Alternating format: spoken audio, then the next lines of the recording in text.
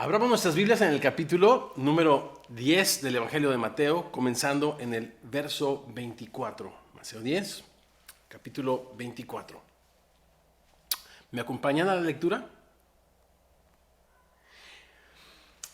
El discípulo no es más que su maestro, ni el siervo más que su señor.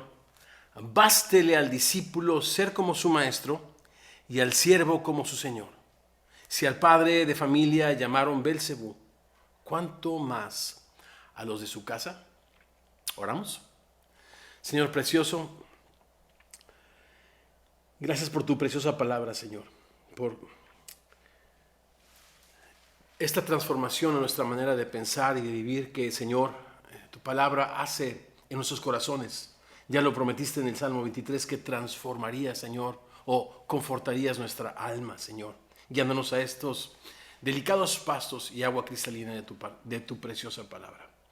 Señor, abre nuestros ojos para que miremos las maravillas de tu ley y contemplando, Señor, en tu palabra, tu gloria como en un espejo, sigamos siendo transformados a tu imagen como por tu espíritu.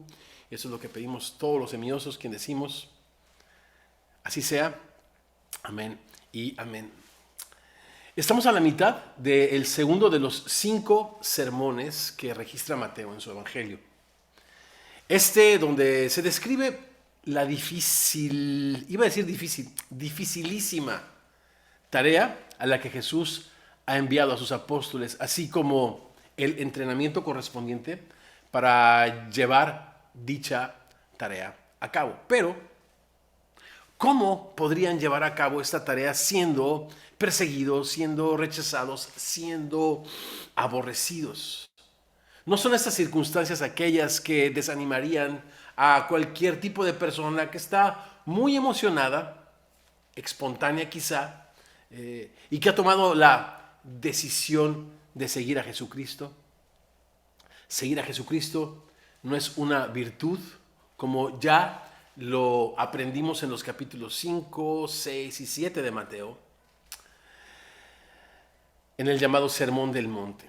Y hago aquí un recordatorio. Recuerda que todas las enseñanzas que semana a semana tenemos, capítulo por capítulo y verso por verso, a través de este y de cualquier libro que los semillosos estamos estudiando, reflexionando y pidiéndole al Espíritu Santo para vivirlo, todas estas enseñanzas están en nuestro app, para que si te perdiste alguno de estas enseñanzas, particularmente de Mateo, puedas escucharlas, puedas estudiarlas, también reflexionarlas y que todos los semillosos podamos estar en una misma página. Y me refiero a aquellos que han entrado a la mitad del estudio de Mateo y no estuvieron con nosotros desde el principio. Hay muchos hilos conductores, hay una narrativa precisa que Mateo está siguiendo y que no queremos, no podemos perdernos de vista. Por lo tanto, yo les pido que consideren el ir a nuestro app y escuchar de a poquito, ¿no?, estas enseñanzas que sin duda van a nutrir muchísimo tu alma, tu corazón. Decíamos que seguir a Jesús no es una virtud que exhiben algunos grandes hombres y mujeres de fe. Tampoco se trata de requisitos con los que pudiéramos ganar el reino de Dios, obscureciendo con este pensamiento la gracia de Dios. Seguir a Jesucristo, reflexionábamos en los capítulos 5, 6 y 7 de Mateo, es la manifestación del carácter mismo de Jesús en nuestro diario vivir. Son los destellos de la luz y de la vida de aquel que ahora vive en nuestro corazón. Es la voz del buen pastor que cobra vida en nuestros corazones mientras le seguimos y le servimos a donde quiera que va. Seguir a Jesús es sumarnos a la tarea que Él nos ha llamado a todos los discípulos, extender el reino de Dios, predicar el evangelio. Solo un discípulo equipado con el amor de Dios derramado en su corazón por el Espíritu Santo que Él ha recibido en el momento de rendir su vida a Jesucristo, reconociéndole como Señor y Salvador, podría hacerle frente a esta clase de circunstancias, las repito, rechazo, odio, persecución, incluso la muerte. Todo esto por causa de Jesús, por causa del evangelio. A estos discípulos llamó a la tarea de proclamar su reino. A Israel primeramente, a estos discípulos llamó apóstoles. A estos enviados primeros llamó discípulos y después apóstoles. Y esta fue una de nuestras reflexiones durante estas 2 semanas puntuales, donde, antes de ser enviado, antes de cumplir con alguna tarea en la que se espera que el carácter de Jesús se manifieste, necesitamos primeramente ser discípulos en los términos, repito, de Mateo 5 al 7. Ahora, lo interesante es que a estos que llamó apóstoles por única vez en el Evangelio de Mateo, en este texto en la semana pasada que lo estudiamos, es que estos apóstoles nunca dejaron de ser discípulos. Y este es un pensamiento que mi hermano lo repite mucho. Me impresionó muchísimo cuando me lo compartió, cuando el apóstol Santiago nos dice que no nos hagamos maestros muchos de nosotros. En otras palabras, nunca dejemos de ser discípulos. Y estos apóstoles, 12 enviados por Jesús con una tarea especial. Ya platicamos acerca del trabajo apostólico de estos 12, no voy a repetirlo ahora. Por eso es importante ir a las enseñanzas o tomar notas para recordar estas enseñanzas. A estos apóstoles les llama nuevamente discípulos porque ninguno de ellos nunca jamás dejó de ser un seguidor de Jesucristo. Eso es lo que significa ser discípulo de Jesucristo. Por lo tanto, nuestra reflexión de hoy en el texto Mateo 10, de los versos 24 al 31. Quiero ser un discípulo. Quiero ser un discípulo, en primer lugar, que sea como Jesús, versos 24 y 25. En segundo lugar, quiero ser un discípulo que no golpea al aire o que no trabaja en vano, versos 26 y 27. En tercer lugar, quiero ser un discípulo que tenga claro a quién debe temer, verso 28. Y finalmente, quiero ser un discípulo que no se preocupa por lo que no entiende. O quiero ser un discípulo cuando las cosas a mi alrededor parecen ser no tener sentido. Quiero ser un discípulo que sea como Jesús.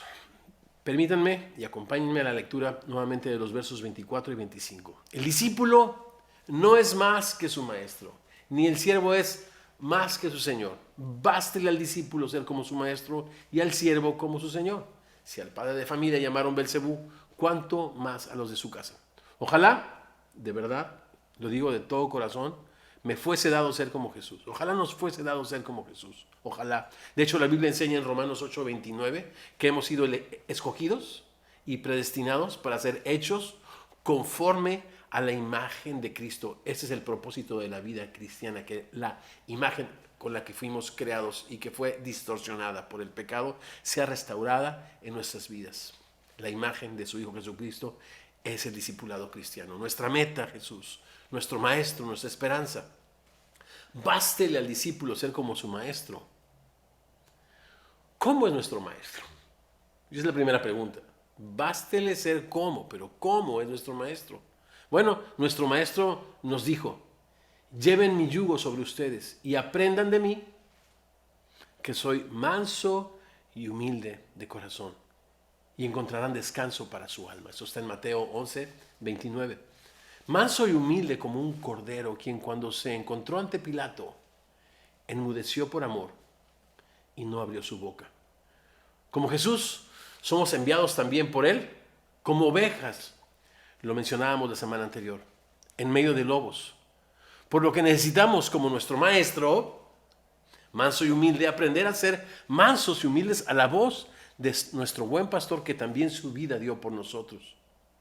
Por si quizás Dios permite que algunos de esos lobos se conviertan en ovejas también, como en mi caso, y quizás, con todo respeto, como en el caso de muchos más aquí presentes. Bástele al siervo ser como su Señor. ¿Cómo es nuestro Señor? Aprendimos también de él que, Marcos 10:45, el Hijo del Hombre no vino para ser servido, sino para servir y dar su vida en rescate por muchos. Nuestro Señor escondió su gloria, escondió toda su majestad. De eso nos habla el capítulo 2 del libro de Filipenses, bajo el delantal de un siervo que vino a ofrecer su vida en rescate por muchos. en obediencia y para gloria del Padre. Bástenos ser tan humildes como nuestro Maestro y tan obedientes como nuestro pastor. O usando las metáforas que Jesús usó al principio del capítulo para describir esta misión, bástenos ser tan obedientes y prudentes, quizás como serpientes, ¿no? Humildes, sencillos, vulnerables, como palomas. Quiero ser un discípulo que sea como Jesús, pero también un discípulo que no trabaja en vano, que no golpea al aire. Versos 26 al 27. ¿Me acompañan a leerlo? Así que no los teman, porque nada hay encubierto que no haya de ser manifestado, ni oculto que no haya de saberse. Lo que les digo en tinieblas, díganlo en la luz. Y lo que han escuchado, proclámenlo desde las azoteas, en estas casas hebreas del primer siglo que eran de un solo piso y eran techos completamente planos. Era muy común que se usasen también para dar comunicación o mensajes a la gente. Si alguien nos pregunta, ¿cuál es el mandamiento que más se repite en la Biblia? Quizás alguno de nosotros pudiera decir, quizás amar a su prójimo, o adora a Dios con todo tu corazón, o comparte tu pan con el hambriento. Pues miren, para nuestra sorpresa, el mandamiento que más se repite en nuestras Biblias es el que se repite 4 veces en este texto, en el verso 26, en el verso 28, 2 veces, y en el verso 32. No temas, no temas, no temas, no temas. El antídoto que les ofrece a sus discípulos en contra del temor es lo que es esto que acabamos de leer. No hay cosa que esté oculta que permanezca oculta y no haya de salir a la luz o no haya de manifestarse.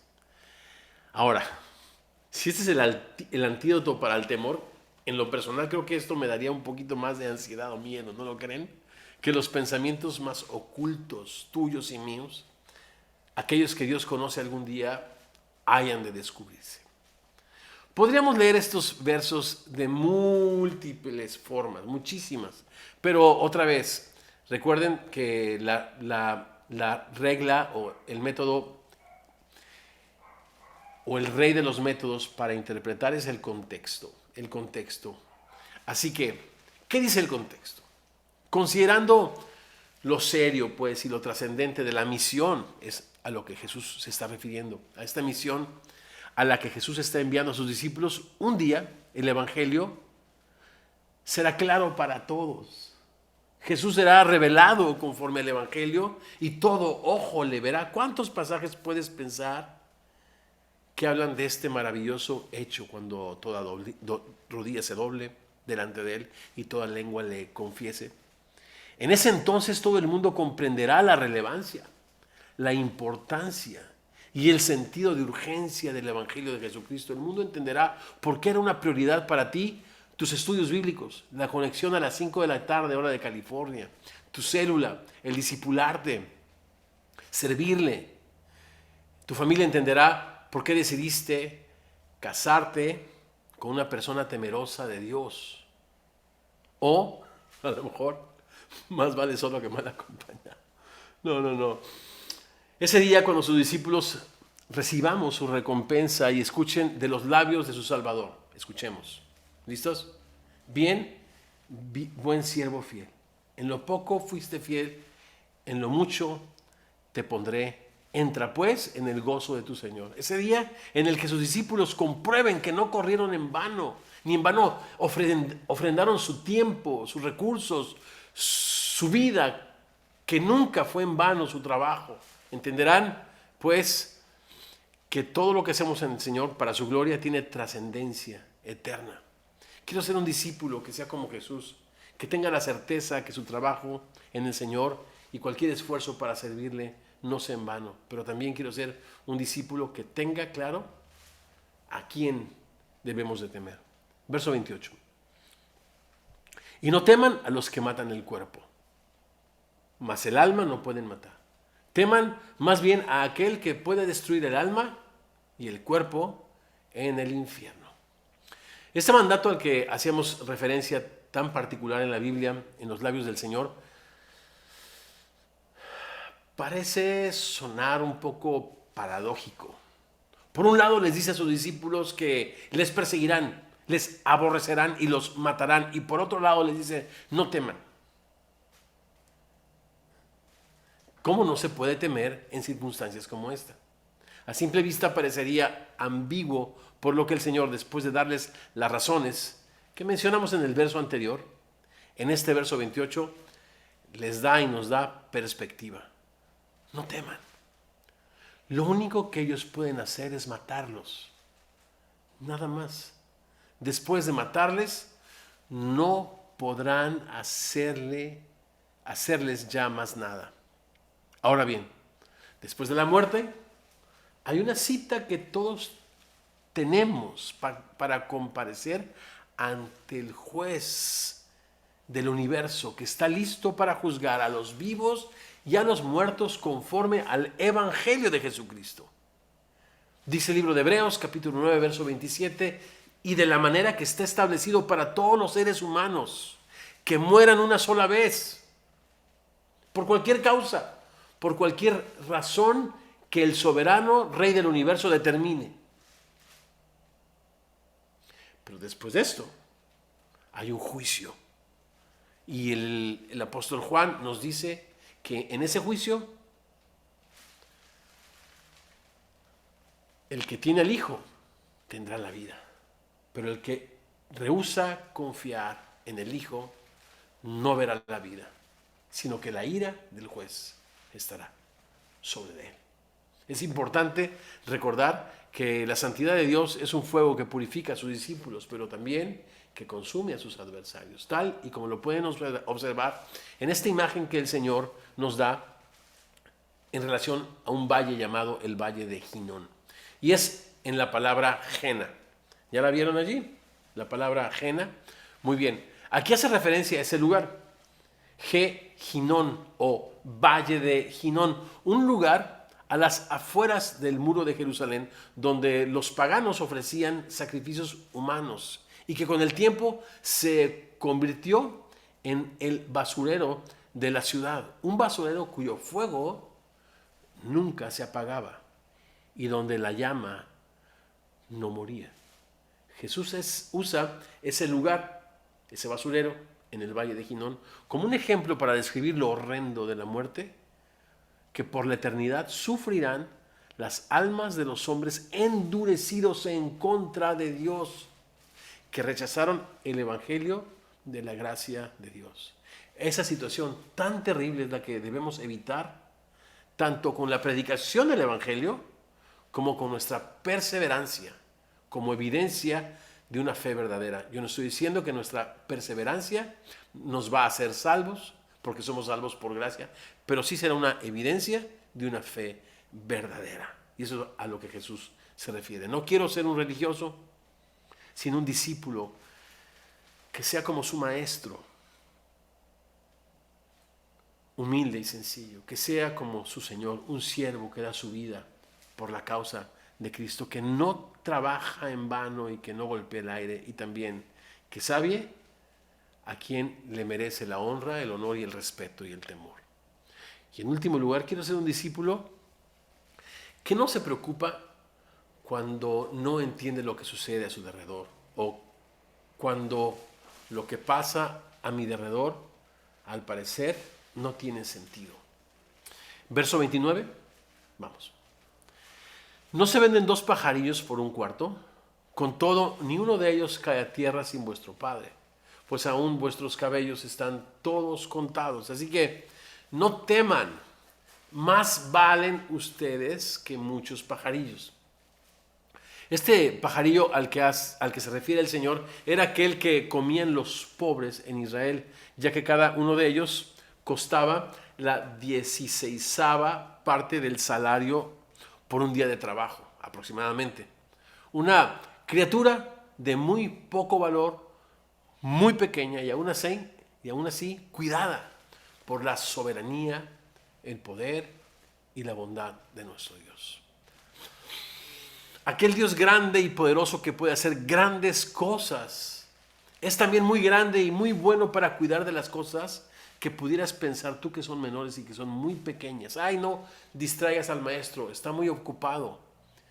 Dios es tan bueno y tan poderoso que puede atender las cosas imposibles, pero también las cosas pequeñas, que también para el hombre son imposibles, pero en su misericordia y gracia son posibles para Él.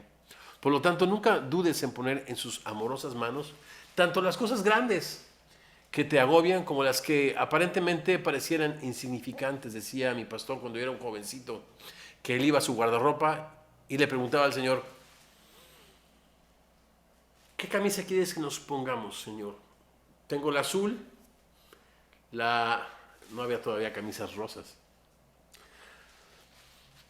La blanca, ningún problema con las camisas rosas, pero no había. Me daba mucha, me hacía mucha gracia esas cosas tan insignificantes, pero en esta imagen podemos ver que nuestro gran, poderoso y buen Dios nos invita a confiar en Él las cosas grandes, pero también las cosas pequeñas. Recordemos que Dios premia a aquellos que le buscan y confían en Él. ¿Recuerdan este verso de Hebreos 11:6? Sin fe es imposible agradar a Dios, porque todo aquel que se acerca a Él debe creer que le hay y que también premia a aquellos que le buscan. La vida de estos pajarillos, pues, la dicta nuestro Padre. Ninguno de ellos muere sin la intervención divina de nuestro buen Dios. ¿Cuánto más la vida de sus discípulos, de nosotros, de aquellos que fueron enviados como ovejas en medio de lobos, no estará también determinada? Por lo tanto, no hay accidentes. Hay muertes trágicas ante los ojos humanos, pero la Biblia dice que Dios no duerme, el que guarda a Israel. Y a veces Dios escoge en su soberanía y en situaciones que no entendemos llevar a casa a sus discípulos de maneras inesperadas, pero confiemos siempre que los días de nuestra existencia, tanto los límites de nuestra habitación, están determinados por la soberanía, poder y bondad de nuestro Dios. Ahora, eso lo podemos entender, pero a decir verdad, todo esto de perseguidos, aborrecidos, muertos, solo por confiar en Jesucristo, al parecer no tiene sentido. ¿Podría alguno de nosotros llegar a pensar, o podría alguno de nosotros llegar a decir? Jesús nos dice: ok, ¿sabes cuántos cabellos tienes en tu cabeza? Por supuesto que esta pregunta, mamita, no aplica a mi hermano Beto. Él es la única persona o de las pocas personas en este mundo que sí sabe cuántos cabellos tiene en su cabeza. Ninguno. Pero es interesante cómo Jesús pone esta imagen en nuestra cabeza. No sabemos nosotros la respuesta a esa pregunta.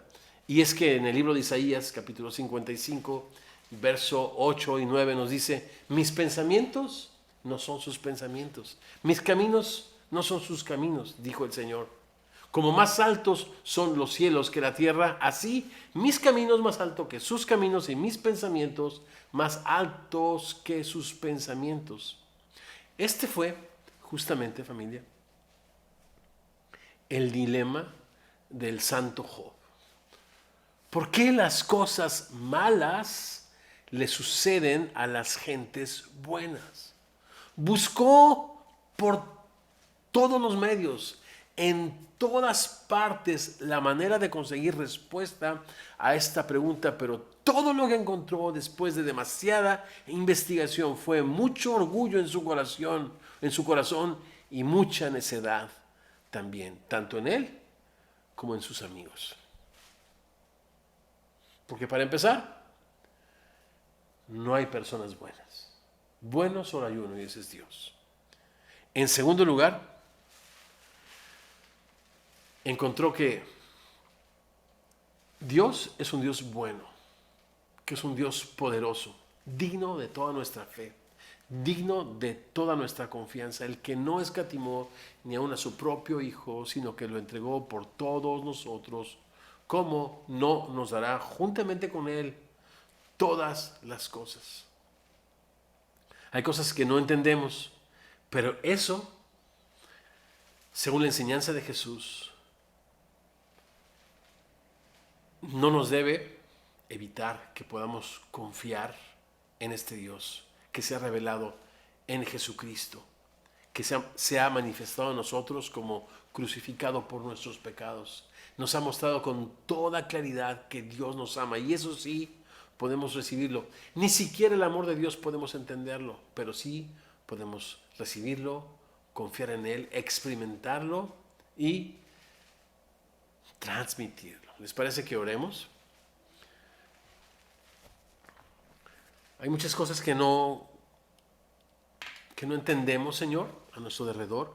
La vida del discípulo es una vida a la luz de lo que estamos aprendiendo y recordando, porque nos lo habías enseñado ya en otros libros, como en las cartas de Pedro. Señor, es una vida difícil. Por causa tuya somos muertos todo el tiempo. Señor precioso, pero qué preciosas imágenes nos dices, donde nos dices que de la manera en la que tú cuidas de tu creación, aún de las cosas más mínimas, Señor, cuidas de nosotros.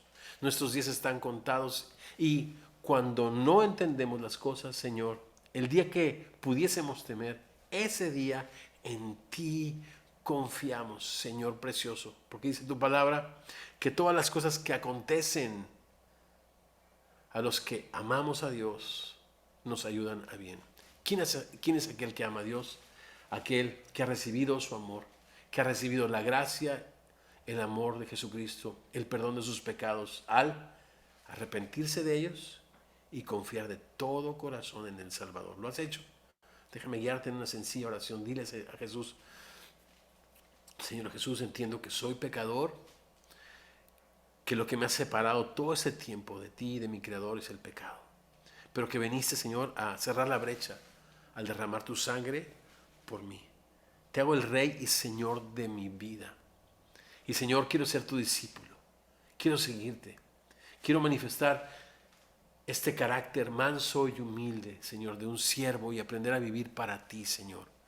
Gracias, Padre. Te damos todos los semillosos por esta porción preciosa, donde nos invitas a ser como tú, Señor, donde nos invitas a confiar que nuestro trabajo en el Señor nunca es en vano. Y también donde nos invita, Señor, a cuando no entendemos las cosas, es el momento de poner nuestra esperanza y nuestra confianza en aquel que nos ha dicho: no te dejaré, no te desampararé, siempre te sustentaré con la diestra de mi justicia. Oramos esto y más en tu precioso nombre, y los semillosos decimos: así sea. Amén.